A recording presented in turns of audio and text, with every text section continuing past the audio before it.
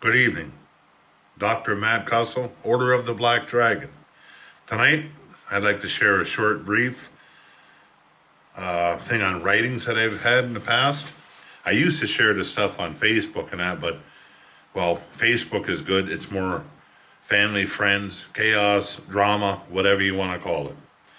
Now then, I would like to read this to you about some of my thoughts on Christianity and Satanism. I do like the thought that our emotions control our thinking rather than what we think that controls our emotions. And also, that a man or woman are in a way of hypnotized as they go to church. The pews, the people, the singing, the prayers, the priest shouting, the amens, only to see that there is no actual spirit there in so-called church services, because it is all emotions. And I'm going to cut myself off to real quick and hold that spot right there on my writings. I went to a Pentecostal church a few times with my ex-mother-in-law down south. And I'm going to say this because I'm a Satanist, open-minded. But everything in there was just like a big build-up.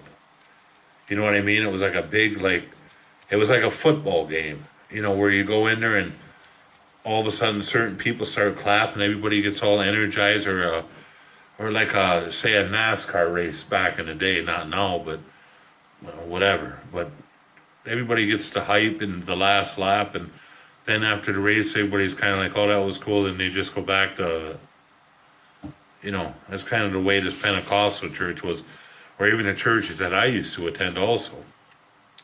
Everything was like a bow-doll thing. You go in there and everything was like a hypnotized thing. You had to do this. Everything in holy and reverence and everything. Bullshit. All right. That's just my opinion. Now then, back to what I was saying here also. Not thinking, because if you were in the right state of mind and actually thought of the hypnosis in church to stage your mindset to emotionally grab you, that's what they do, then get you under their depleting realm of a command like the biblical endeavors. And here's another thing. I'm going to cut myself off once again. That there's one book that they go by in some hymnals, and they have these prophets and everything like that, or whatever, a few of them that write to write own writings, but they basically go by one book. Now, I've been studying Egyptology, Scientology, Zoroastrian, atheist, theistic Satanism, Luciferin, everything. There's books, all kinds of stuff. Science, especially. There's so much stuff in that how can you go by one book and have faith?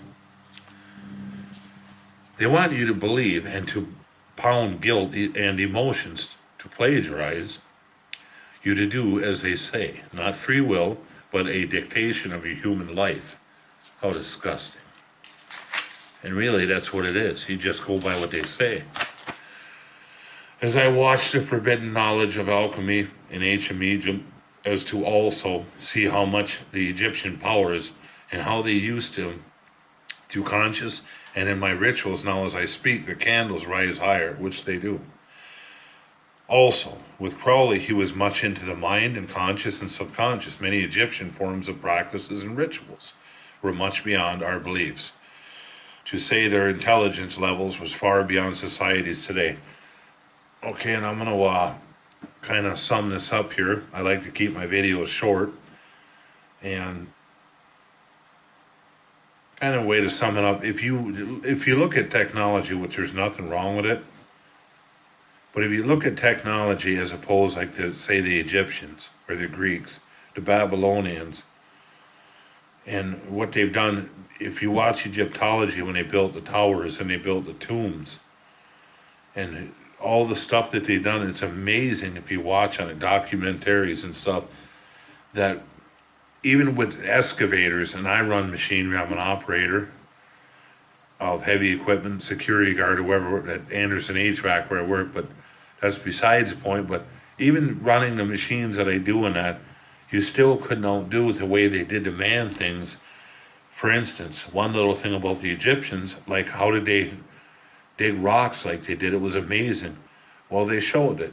They said they had all the writings on the walls and everything, and they had the scrolls and everything that showed.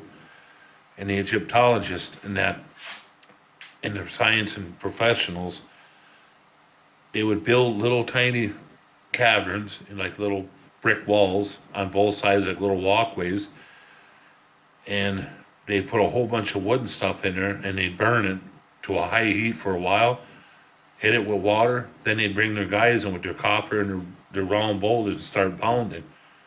And for say it took 2 or 3 days to build their walls, and it took a couple days to pound the rock out for say 100-foot spot. If they would have sat there and pounded the rocks without doing that, it would have took them probably 2 months. You see what I mean? And that's why, for instance, I'm going to be showing some graphs. I'm going to be showing some stuff that, like little things, how to use to measure rocks, take balances, what do you want to call them, levels, that were so simple, like they're triangles. They used to use a triangle, wooden, bring a rope down, center in the center with a little boulder, and you use a triangle, tip it like this, and if the rock goes either way, it wasn't level. And it's amazing how accurate it was. And their walls, how they had like an F-shaped thing, but it was backwards, and you put the string on the top, put it down with a little boulder on the bottom, you put it against the wall, the rock lean out or go too far in, the wall was unlevel.